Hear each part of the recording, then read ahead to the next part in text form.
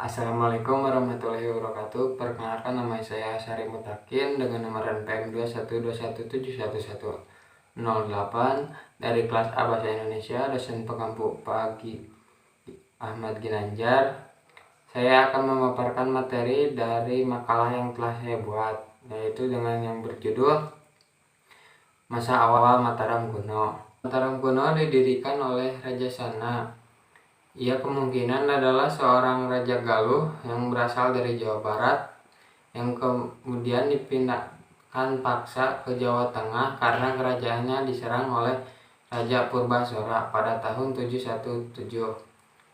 Sana digantikan oleh keponakannya Sanjaya. Kemudian Sanjaya mendirikan dinasti Sanjaya. Dinasti Sanjaya memerintah Mataram dengan bijaksana. Pada masa pemerintahannya, Mataram menjadi kerajaan besar dan makmur. Rakyat Mataram hidup dengan damai dan aman. Raja Sanjaya juga dikenal sebagai raja yang gagah, berani, dan ahli kitab suci. Agama yang dianutnya adalah Hindu aliran Siwa. Untuk menghormati Dewa Siwa, Sanjaya mendirikan sebuah bangunan suci yang sisa-sisanya masih bisa dilihat di puncak Gunung Wukir.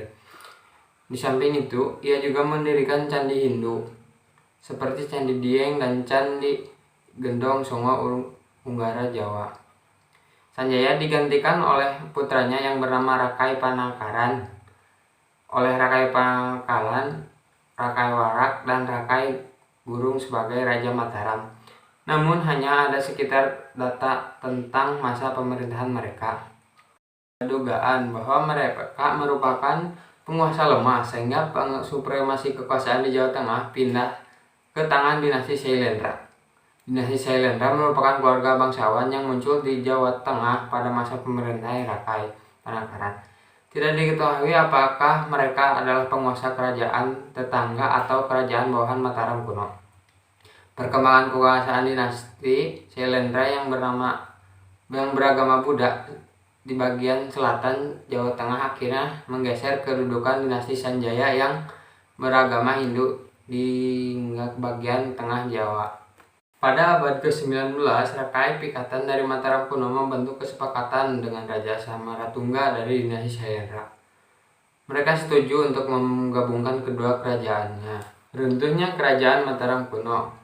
Pernikahan antara Rakai Pikatan dan putri mahkota dari dinasti Sailendra adalah strategi penguasa Mataram kuno untuk menjadi penguasa tunggal Pulau Jawa.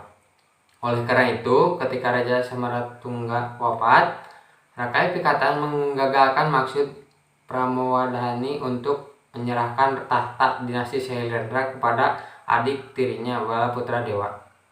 Akibatnya, perang saudara pun berkobar. Tersingkirnya dinasti Sailendra, Pikatan berhasil mengalahkan saingannya. Kemudian Balaputra Dewa melarikan diri ke Sumatera dan menggantikan kakaknya sebagai raja di Sriwijaya.